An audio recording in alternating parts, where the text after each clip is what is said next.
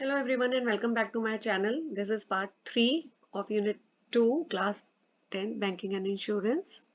So, topic is type of unsecured loans. जो secured loans थे उसके बारे में हम लोग डिटेल में पार्ट 2 वीडियो में पढ़ चुके हैं. अगर आपने नहीं देखी है video, so you please go and watch that video first. So unsecured loans कौन से होते हैं? आपको पता है कि जिसके अगेंस्ट बोरर कोई भी सिक्योरिटी बैंक को नहीं डिपॉजिट करता. उसमें फर्स्ट कैटेगरी है पर्सनल लोन्स. तो पर्सनल लोन्स जो है वो अनसिक्योर्ड लोन्स हैं. कस्टमर्स को, बोरोअर्स को they have to meet so many expenditure.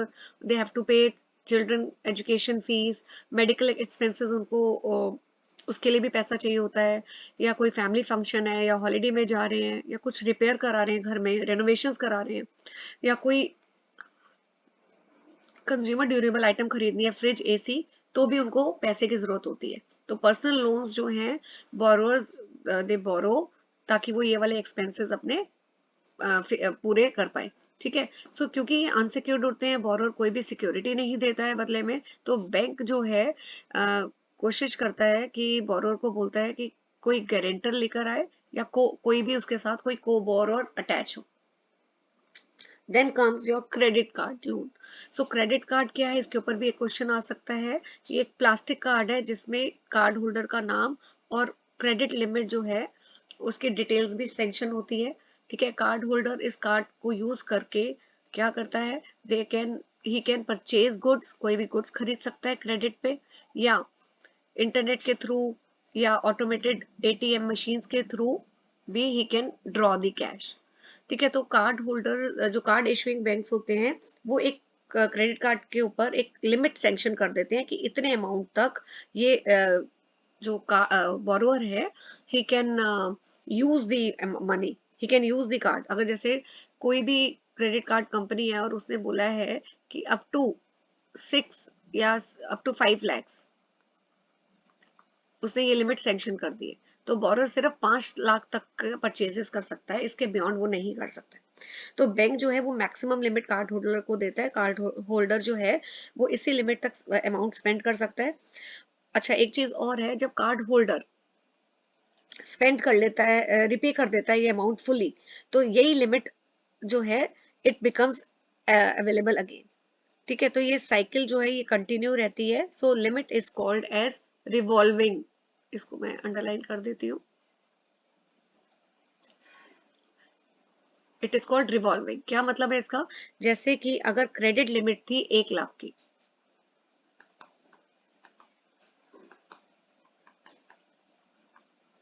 ठीक है, कार्ड होल्डर ने कितना स्पेंड किया? 30,000. अब अवेलेबल लिमिट कितनी रह गई? लिमिट लेफ्ट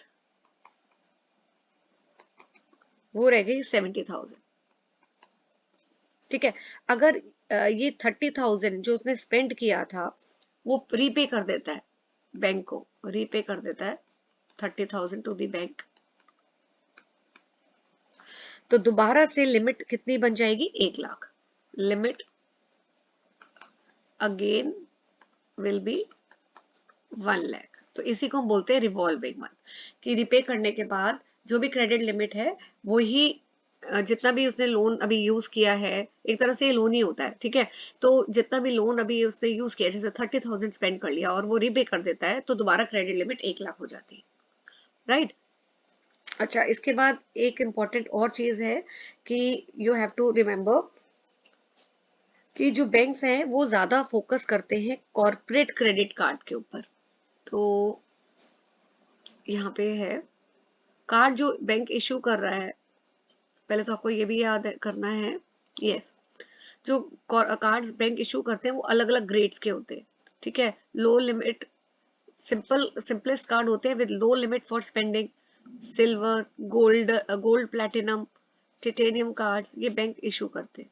तो कस्टमर्स की क्या क्रेडिट वर्दीनेस है, क्या कितने उनकी स्पेंडिंग हैबिट्स है, उसके ऊपर उन चीजों को देख के डिसाइड किया जाता है कि किस तरह का कार्ड कस्टमर को इशू किया जाएगा. अच्छा, अब तो इंटरनेशनल कार्ड्स भी हैं.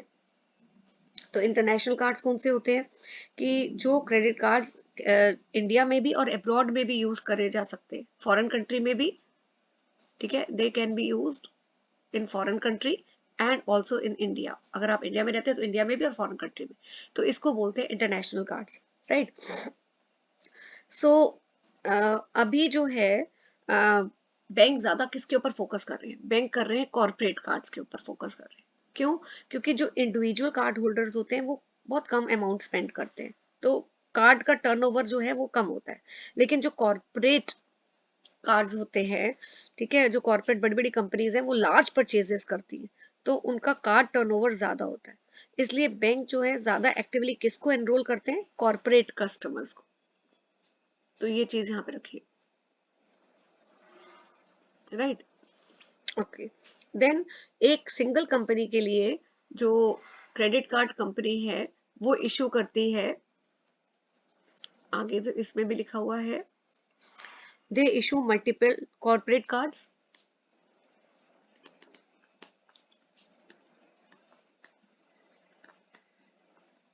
And corporate commercial cards.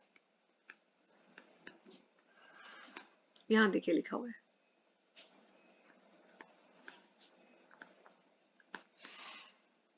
ठीक है। मल्टीपल कॉर्पोरेट कार्ड्स क्यों इशू होते हैं, they are issued to different executives, ठीक है, different executives for travel, official expenses, or corporate commercial card, they are issued for day-to-day business purchase, day-to-day operations के लिए issue होते हैं, ठीक है। तो क्रेडिट लिमिट वो किसके ऊपर बेस्ड होती है, on the credit worthiness of the company.